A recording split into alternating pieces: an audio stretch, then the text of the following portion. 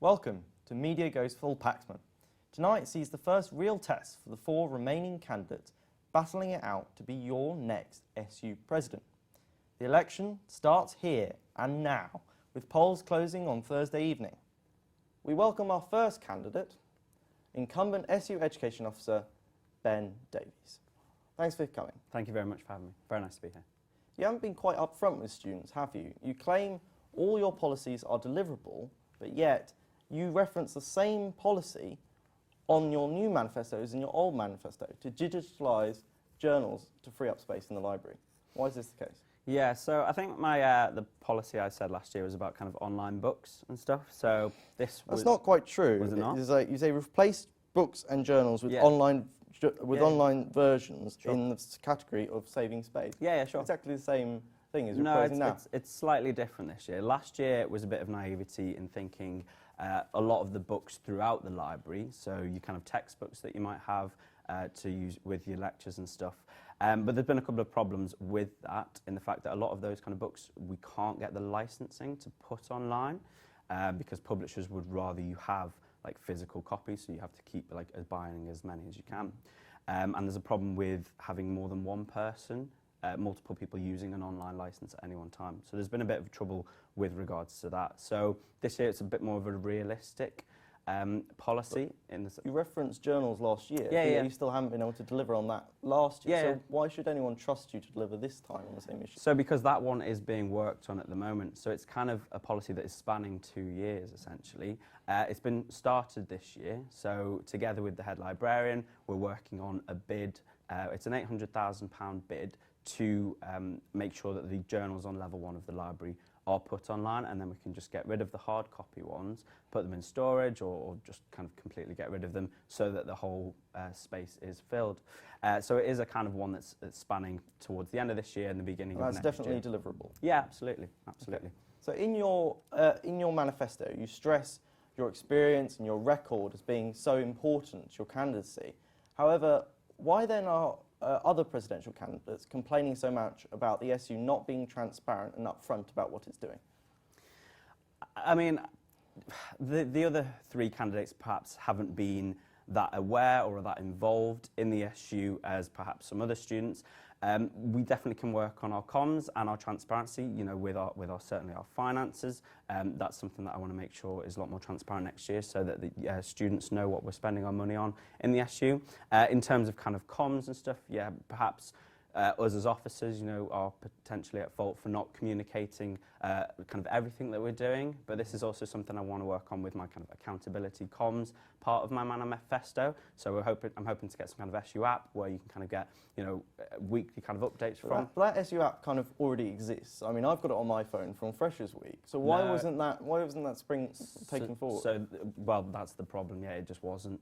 That's predominantly like an events thing, so you just kind of see where it's a Freshers Week app. It's not really suitable for kind of what it could be moving forward. It's specifically just events rather than any kind of updates or kind of general information on. But the basis is there for the same sort of engagement and advertising events. Yeah, but why wasn't? Absolutely. It just didn't kind of follow through. We're undergoing a big rebrand this year, so a lot of time's been spent with that. So we wanted to get that right, get the website completely cleaned up because it's a pain in the arse to use.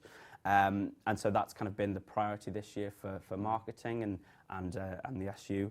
Whereas moving forward, you know, that is certainly something that we hope to get. Is there a problem in getting things through the SU? Is it because you seem to always reference this fact that it's like, well, it's taking time. Why aren't things progressing through? And why can you be assured that this year you'll deliver on all your manifesto commitments? So I think with the change in our chief exec this year, so we've got a new chief exec in this year who's, you know, really proactive. Ian was really proactive as well, but he wants to kind of shake things up and change things a little bit. So Ian was here for about 20 years, I think. Fantastic chief exec, but it's good to have someone else come in, you know, with new ideas, more willing to do things differently. So that's why I think it can happen. Mm-hmm. So if we come back to your candidacy, why are you running for SU president? Is it simply the next step in a kind of career chain? So I feel as though this year I've kind of got all I can out of being education officer. I'm hoping to secure some really big wins throughout the year. I've already got a few. And I just think it's a new kind of challenge, something that I'd like to be a lot more involved. kind of with the kind of leadership and strategy of the SU, and I think I can still do a lot of good for the student body.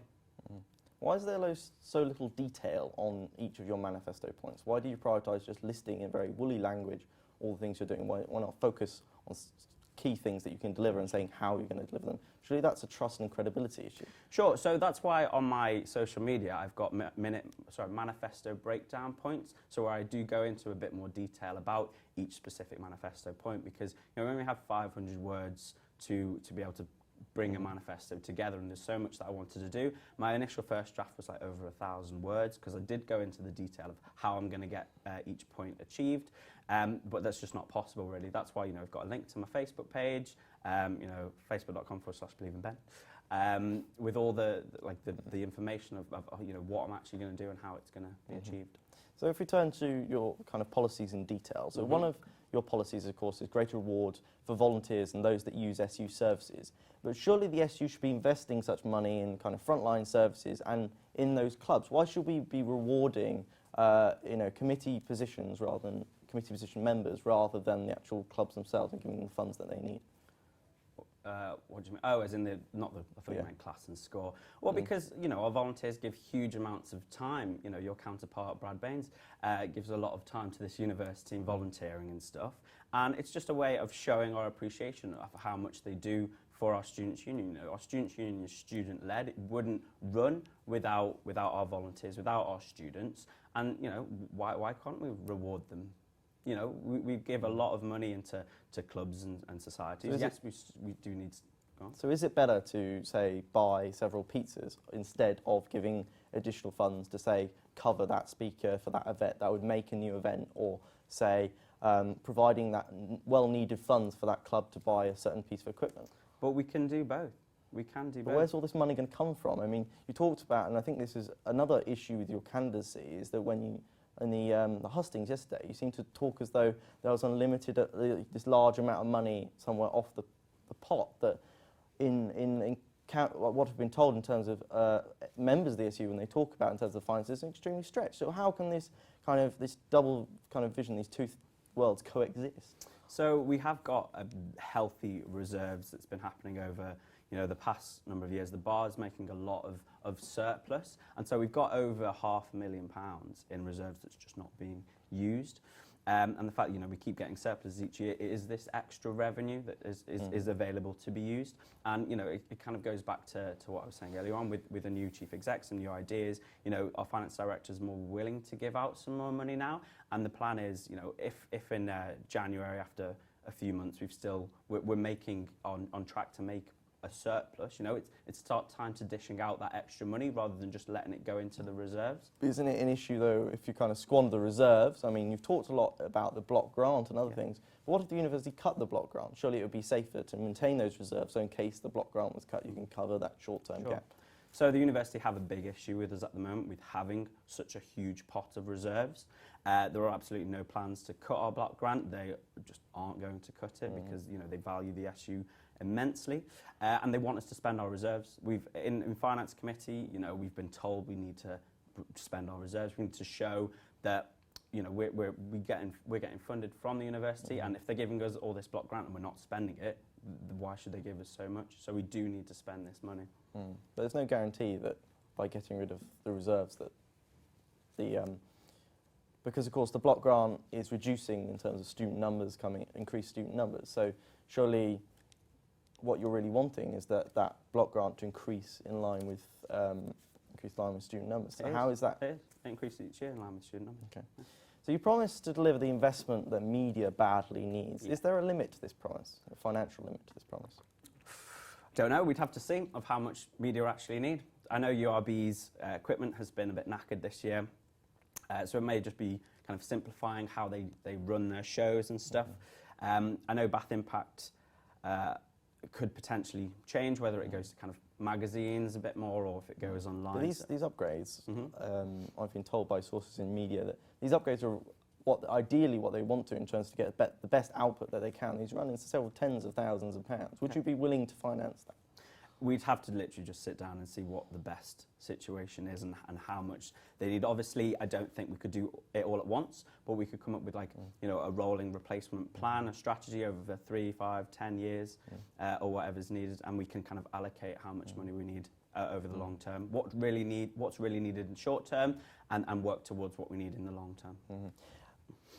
Is it right to prioritise media and the small relative membership that it has over other clubs and groups and societies that otherwise could use that funding, with the funding being shared more equally among students? Yeah, so in terms of kind of DNS groups, I certainly think they need a lot more funding than they currently have.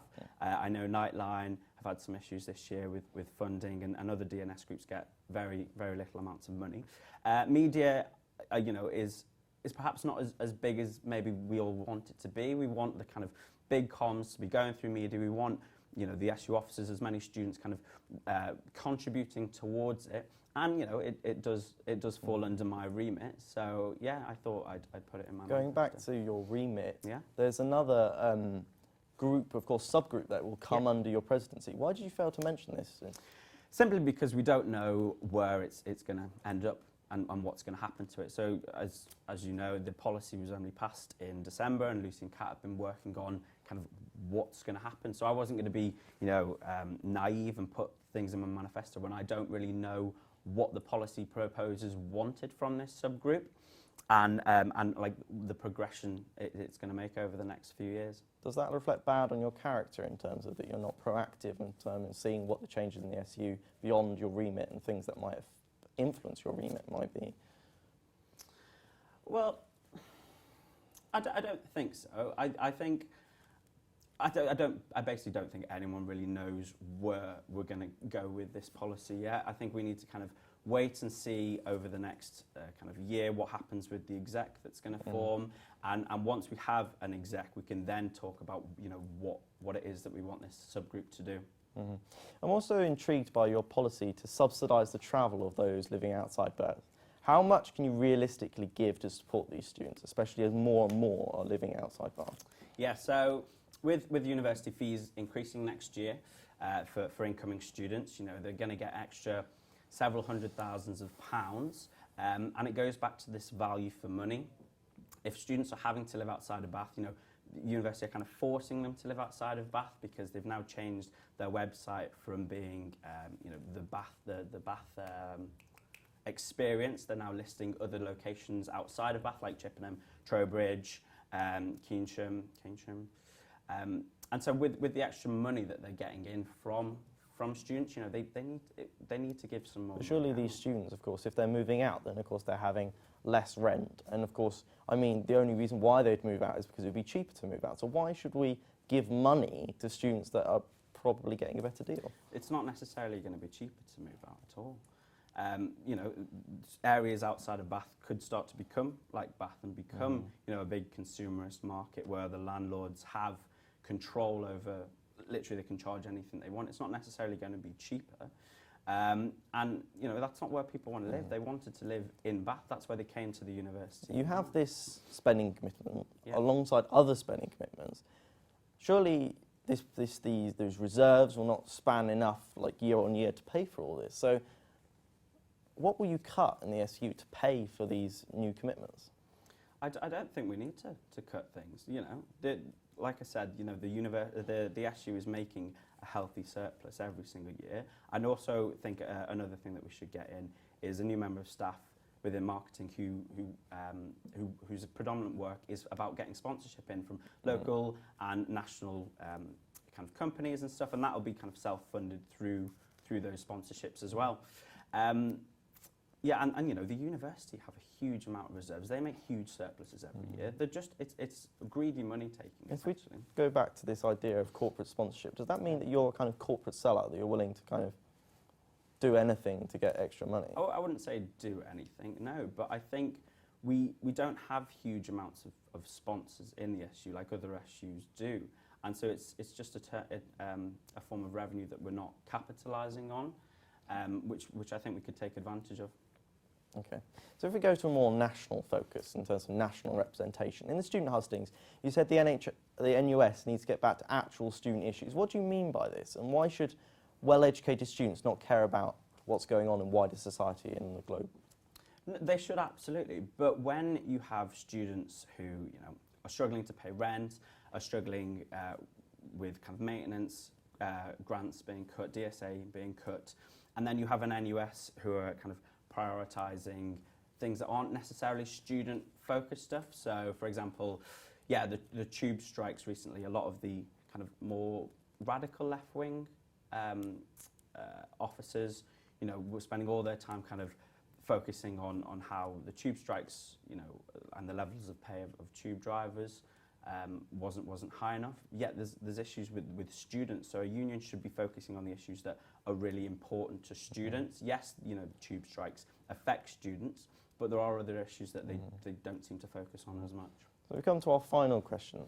Similarly, in the hustings, you said that you're opposed to demonstrations on campus.